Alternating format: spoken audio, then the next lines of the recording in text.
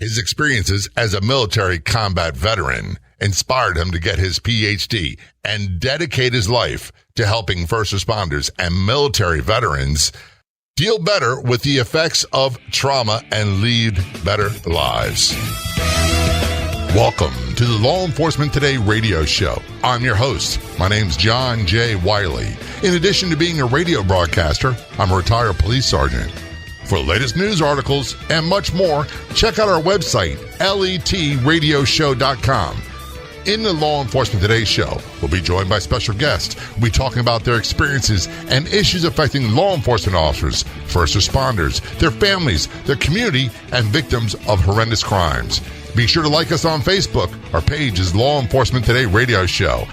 Check out the daily articles on our website, letradioshow.com. And while you're there, download our free app.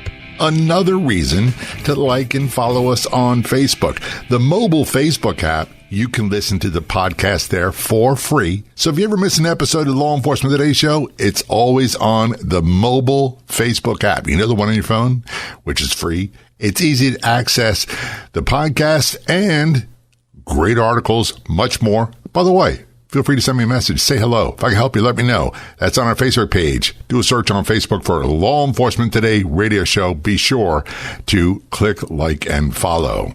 Calling us from Northeast Florida, we have Matthew R. Burke, Ph.D., retired combat veteran, founder of 10can Inc. Their website's 10can.us.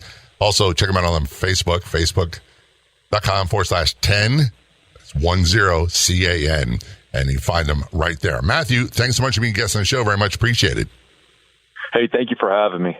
First of all, I appreciate your service to our country. I know you're going to talk a bit about that. You were a military. You were a military person for a while, and you are a retired combat vet now, correct? That's correct. How long did you do in the military? I did 13 years. And what branch were you in? Air Force. All right. Now, I'm not going to make any Air Force jokes. A lot of people like to do that. Look, there's a lot of tough assignments in the Air Force, and a lot of people that make these jokes, I understand it's okay for other military branches to do that. Those outside, if you think it's easy, sign up and try it yourself and let us know how it was. So I won't be doing that. During your career in the Air Force, you saw combat, correct? Yes. And without going knee deep in the weeds, it had a profound impact on you, didn't it? It did. Yeah. What was some of the experiences that were a huge factor in your, I hate this term, mental health, emotional health, whatever it might be, afterwards? Well, there was definitely pros and cons. I like to start with the cons first. And the cons is, it's life can be taken from you in an instant. And if you're not prepared, it's your family. You kind of leave your family on their own. Everybody having to kind of pick up the pieces and whatnot. Some of the other things of mental health is that what I consider being a spiritual prisoner of war. It's that post-traumatic stress that a lot of for a long time I had a hard time. Escaping.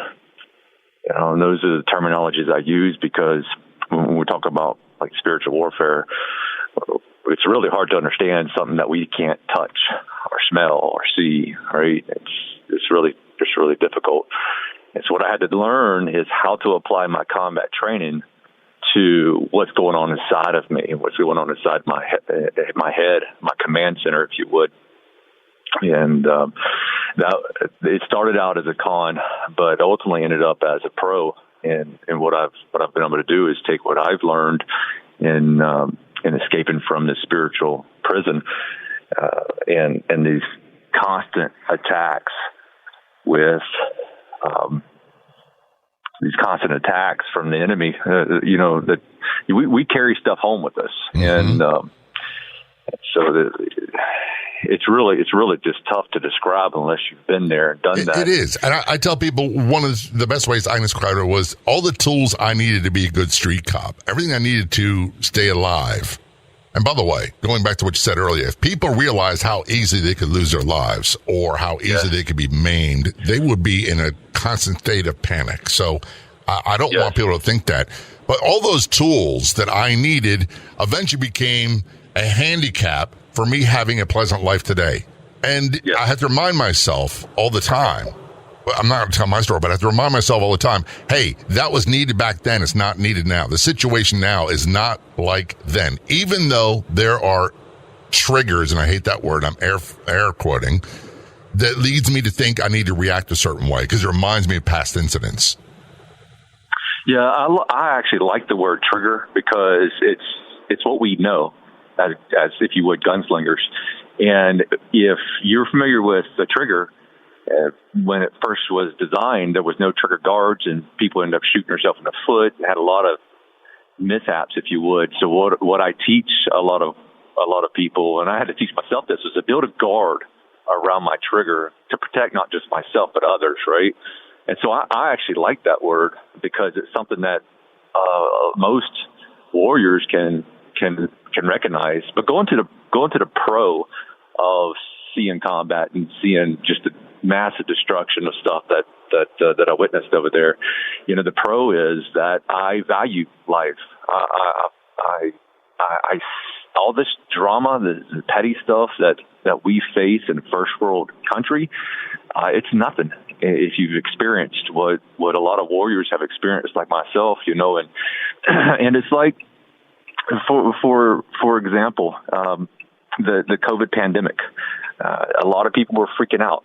You had the global shortage of toilet paper, and you got people hoarding ammunition. A lot of different things because people are scared. They've never faced anything like this. But I would venture to guess that I'm not alone in saying that this was my prime operating platform. When everybody's freaking out, I function at the highest levels. And that's something that you don't get unless you've been under fire and you've been under those stressful situations, that you can function in a high stress environment and enjoy it.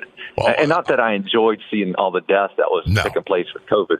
It was that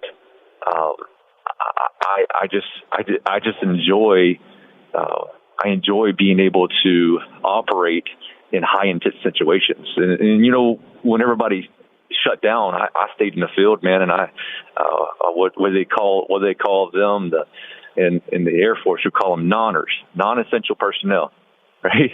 And so I wasn't going to be a nonner. I was going to sit in a bunker, sit in my house, and do nothing. I felt that I needed to be out in the field and still taking my mission to serving a purpose, if you would.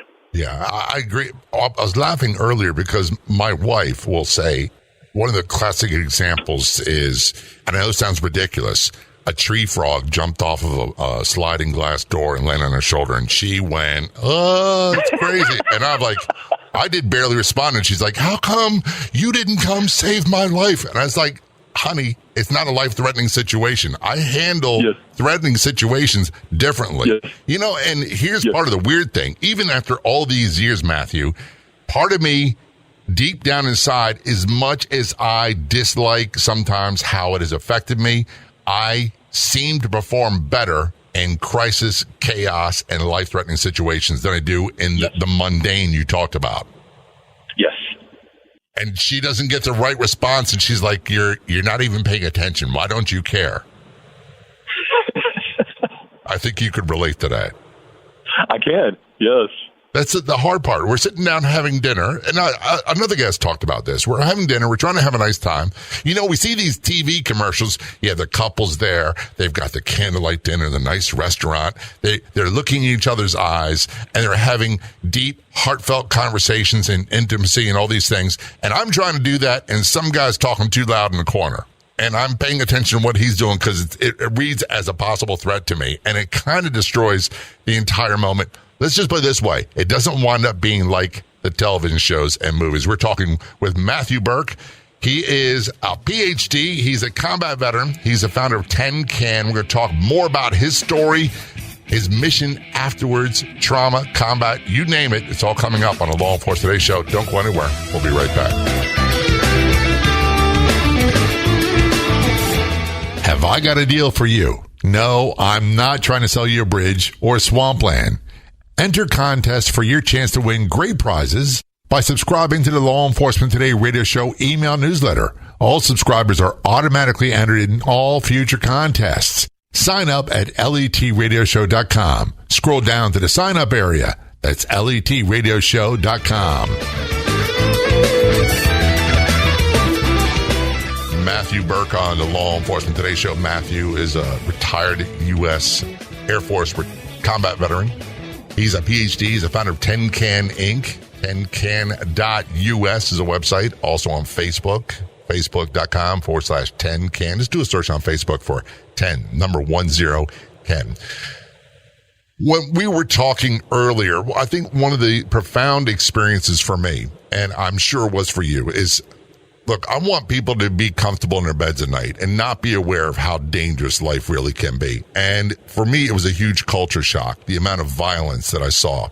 When you were deployed, especially overseas, you were a relatively young man. This had to be quite the shock experience for you to be deployed to a combat war zone. Yeah, it definitely was.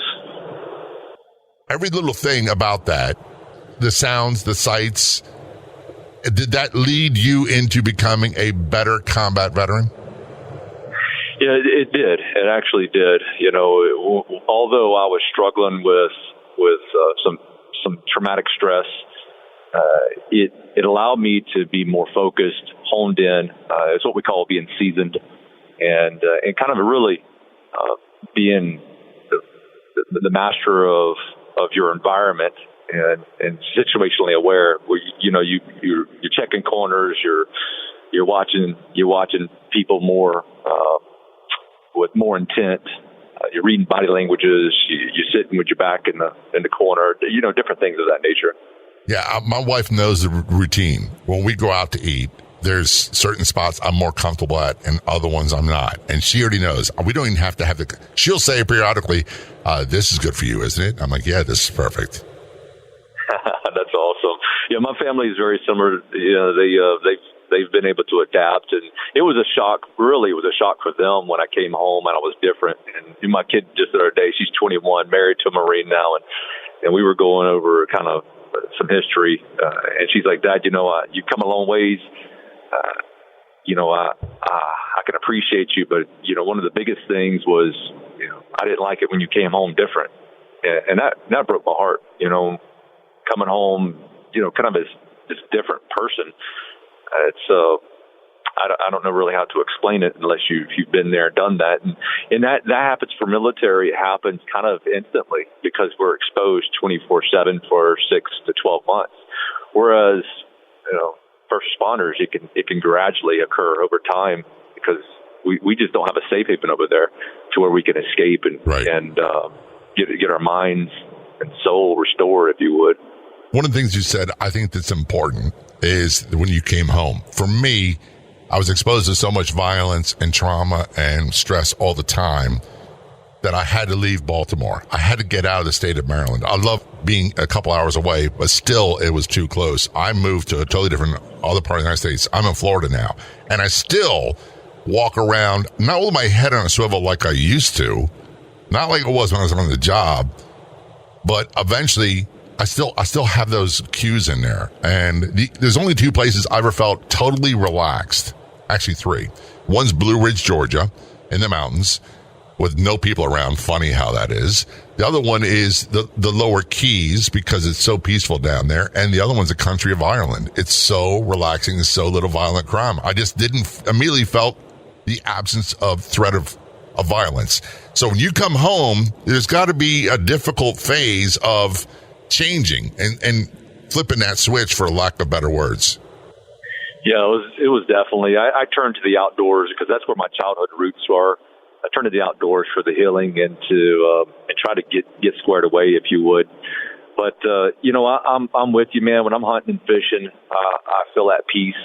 It's a good way for me to flesh out some stuff that I'm dealing with. Surviving, doing a survival challenge. It reminds me of how bad life can really be, because we do have it good. And when you deploy and you're taking a shower, cold water and freezing temperatures outside. You don't have a Posturepedic bed to snuggle up in. You can't touch your, wife or whatever the case may be, hug your kids. Then those are the things we often take for granted here in America. And what I like to do is just get out and remind myself how tough things could really be and how good I actually have it. That's when I get complacent. Everybody gets complacent from time to time, and it's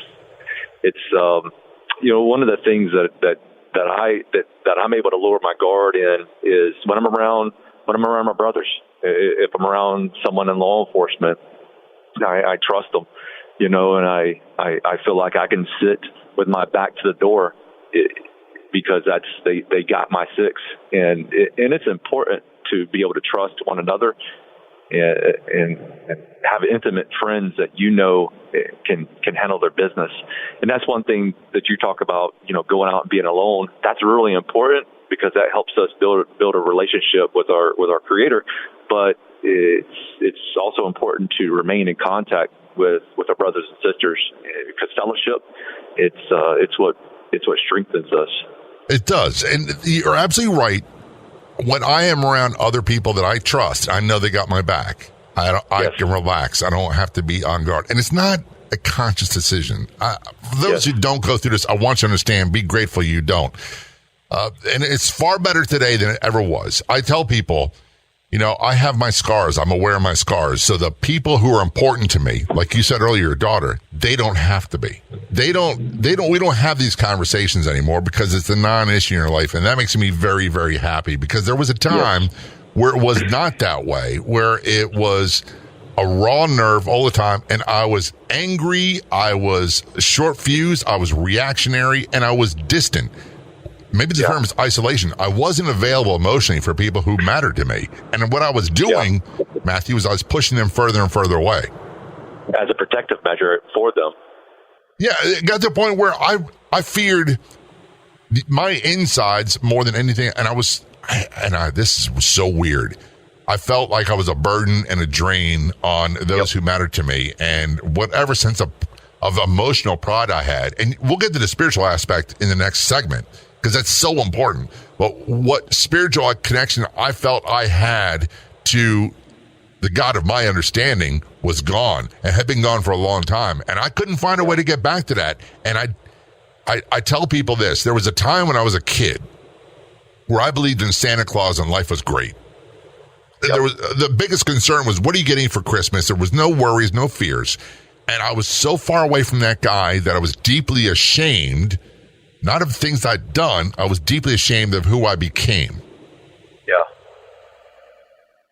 Yeah, a lot of times, man, like for me and countless other veterans, we're used to, taking on the enemy and taking out the enemy, if you would. And when we deal with this internal turmoil, post-traumatic stress, suicide tends to flutter around in the mind as an option to take out the monster and stop being such a burden to people, and so I struggled with that. I almost tapped out, man. And we're going to talk about that in just a few moments. Matthew Burke is our guest. He's a PhD. He's a retired combat vet, founder of 10can Inc.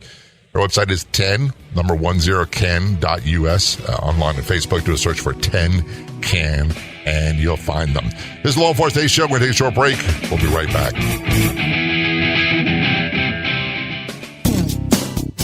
One of the most frequent questions we see is, where can I find great podcasts? Do you have any suggestions? Yes, we do. So we decided to start our own podcast network on Law Enforcement Today. That's right. You can find top podcasts about law enforcement on our website and our free app. Go to letradioshow.com, click the Be Heard tab, and there you'll find the LET Podcast Network. We'll be adding more podcasts from first responders and more.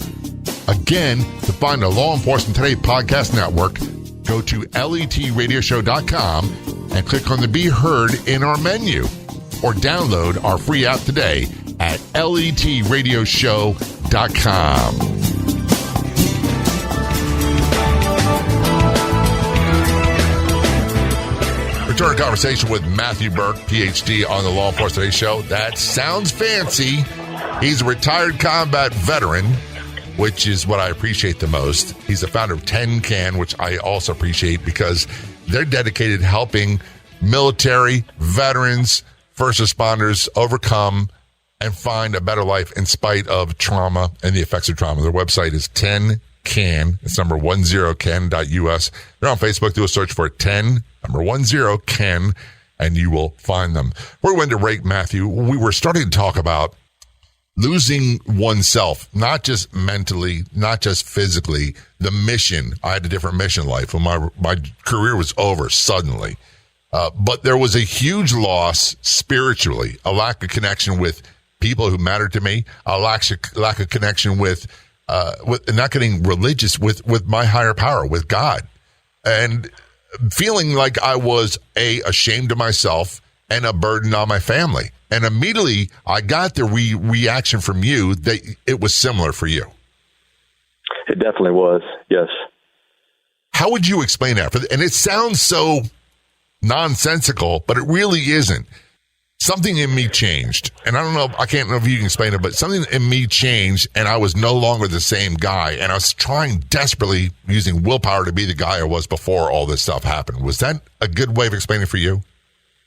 Yeah. I tell my kids often that you become a product of your environment, right? So when you're around, for us, when we're around this violence and this destruction and death and disease and war, we become a product of that environment.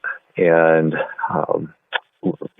as humans, that's unnatural. It's unnatural to see, to smell, to hear, just to witness all of that.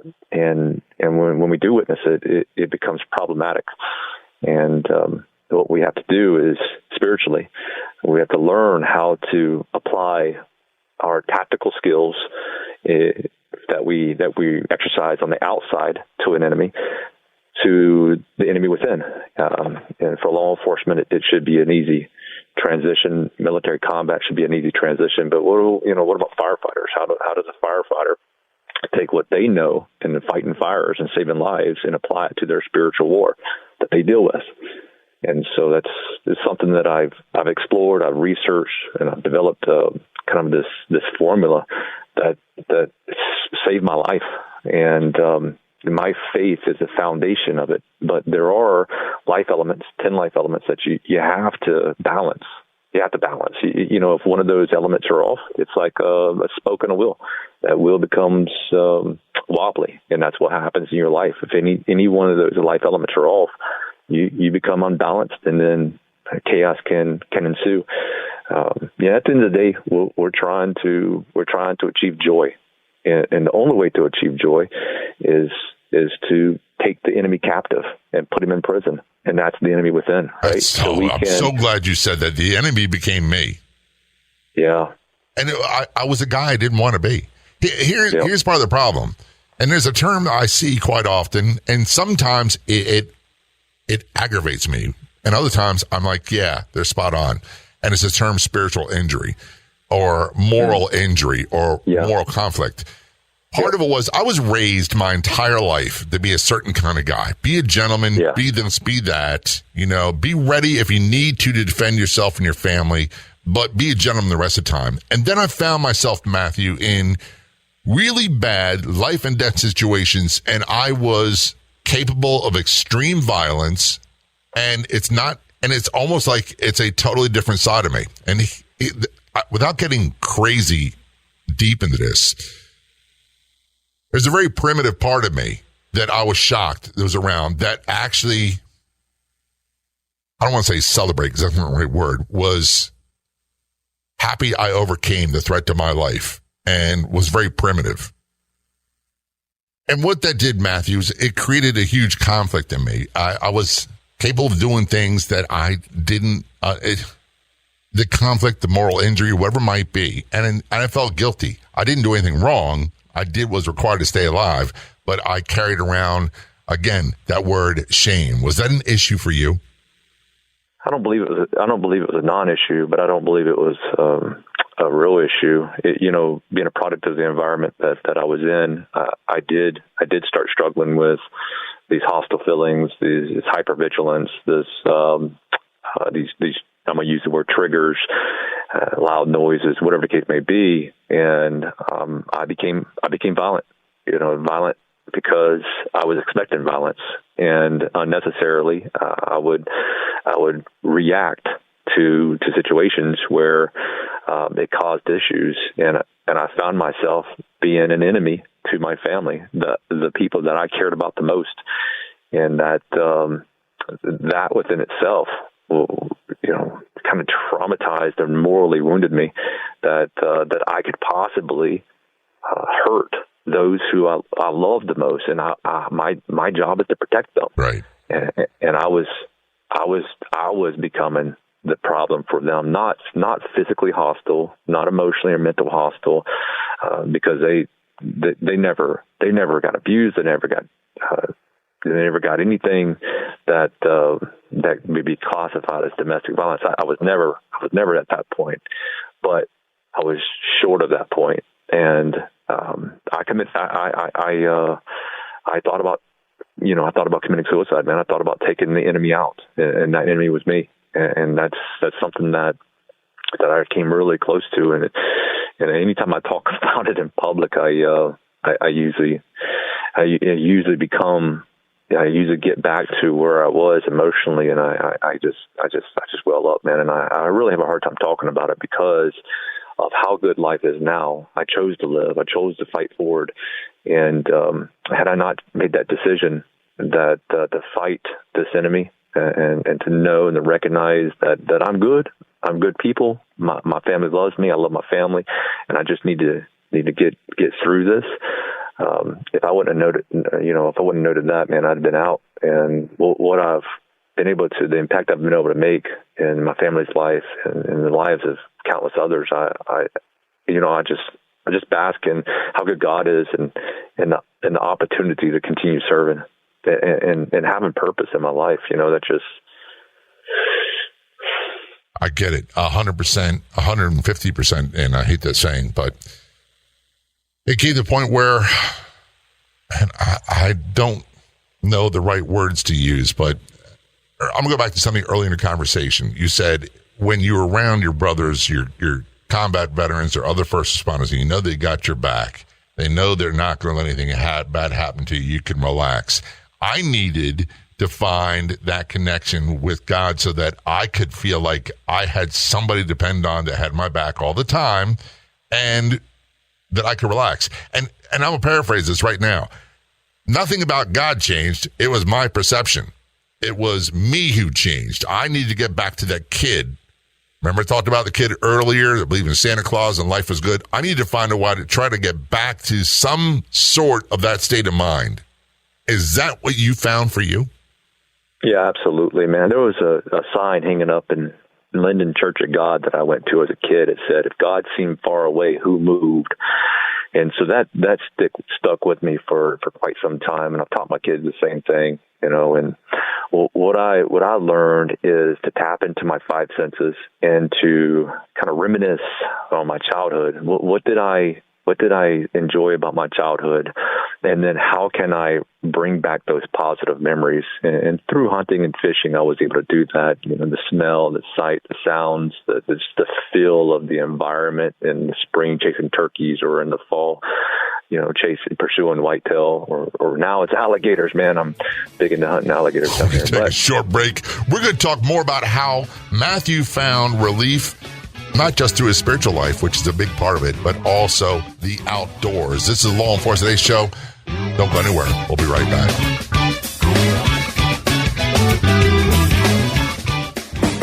Missed an episode of Law Enforcement Today? You don't have to anymore, because now you can listen to it on Podopolo, the free new app that makes listening anytime, anywhere so easy. Catch up on shows you've missed and chat with John J. Wiley right there, too. Download for free on the Apple or Google Play stores. That's Podopolo. And John J. Wiley wants to hear from you inside Podopolo.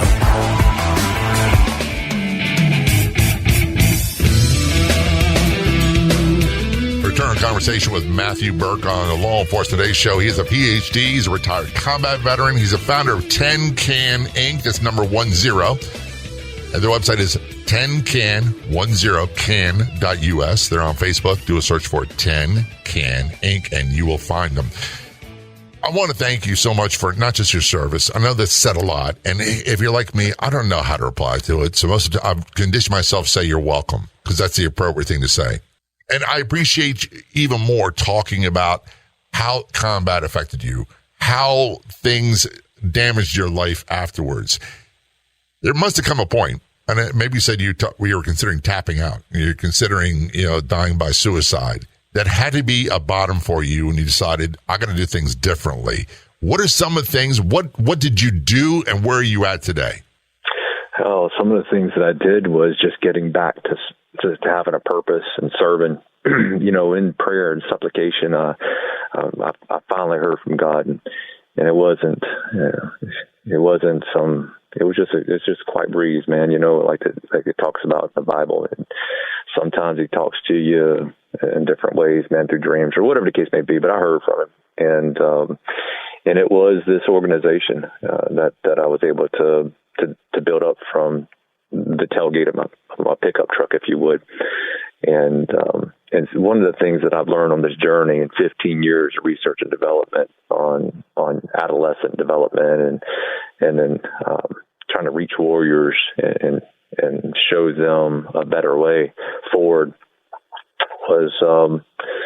was an outdoor ministry, if you would.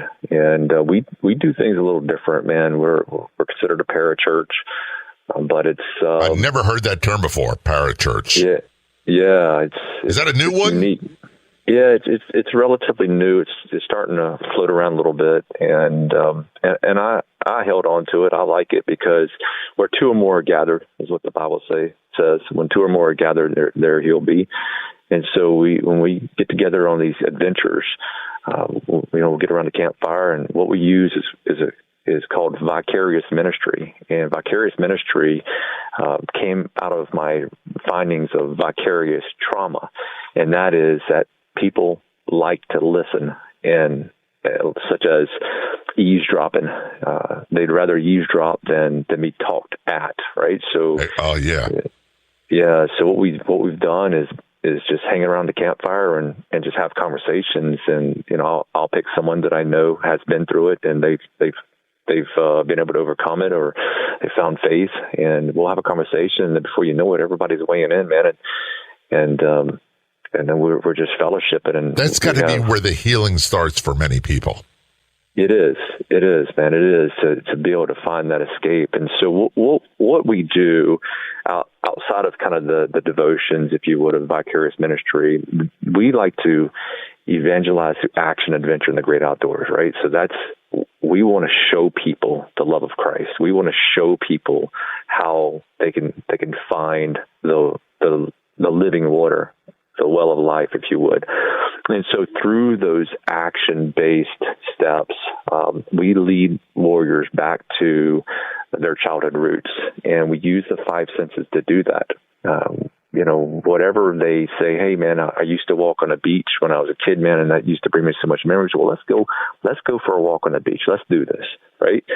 And when we're talking about preventative maintenance or proactive medicine, we want to focus on raising up that next generation of warriors, and that's one of the main things that we do is when we take out a warrior and their kid, we're looking at restoring that relationship that may be fragmented from some traumatic stress that the warrior went through, and helping that healing process of their family development. But in that focus on that hero's most valuable treasure in this world, we're looking at that kid is 80% likely of following their parents' footsteps. Right. So what we want to do is create those five senses in the outdoors, and that way when they face trauma, it's not if, but when they face trauma, they can tap back into that source and find healing. And so that's our proactive way of raising warriors, if you would. That's going to be more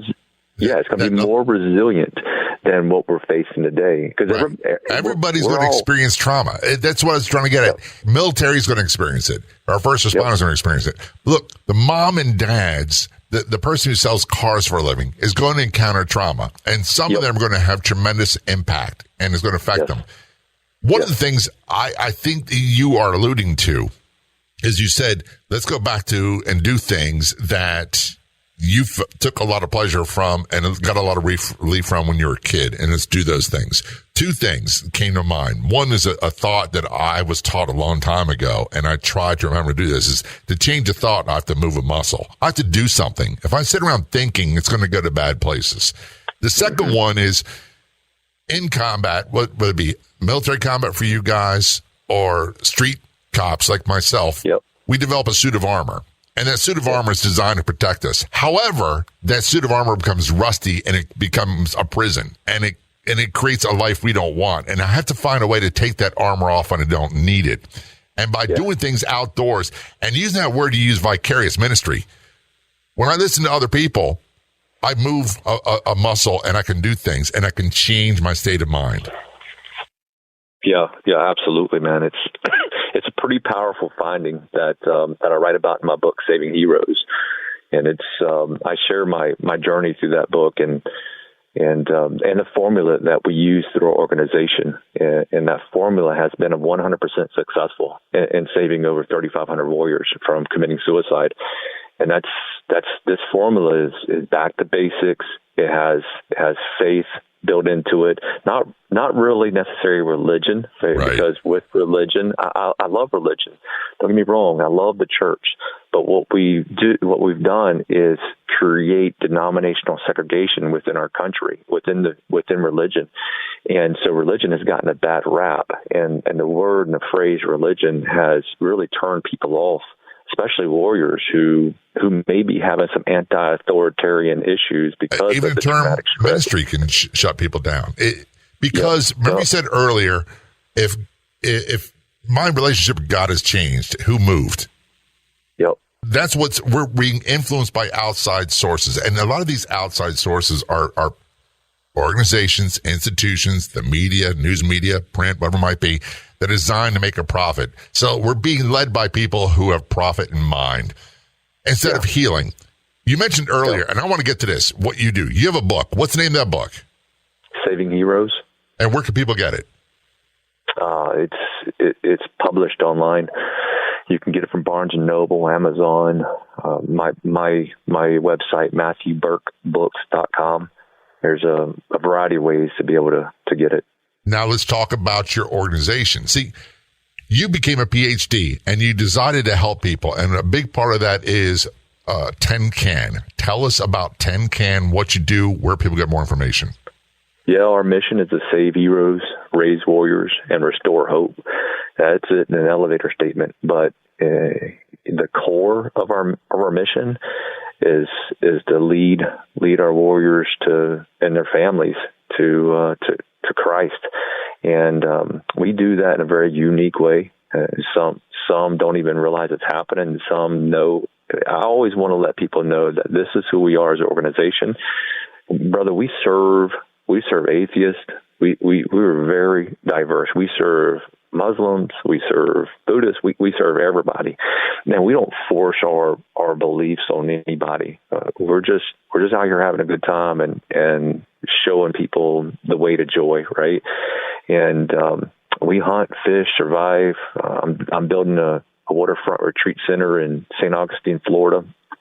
And our one of our fundraisers coming up is going to help fuel that. We created a membership program that I'm really excited about. That membership is $10 a month or $100 a year, and that right there is going to be able to help us create a sustainable financial baseline to carry out operations. But not just that, but unite our voices for our military and first responder families, and to be able to go over to a government entity and say, hey, look, Florida, Fish and Game, I believe that the warriors can benefit from doing this change.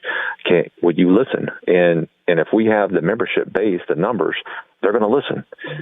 But right now we don't have, because we've been operating for 9 years without this structured formula. We've served maybe 50,000 families. I guess the best thing to do was have people go to your website and Facebook and see how they help. And by the way, never, ever underestimate the power of making a $5 or $10 contribution. Many charities, nonprofits say fundraising is the other F word. This is Law Enforcement Today Show. Matthew, thanks so much for being a guest on the show. Very much appreciated. Appreciate it, Jay. I'd like to thank our guests so much for coming on the Law Enforcement Today radio show. The Law Enforcement Today radio show is a nationally syndicated radio show broadcast on numerous stations once a week and growing. If you enjoyed the podcast version of the show, please do me a big favor. Tell a friend.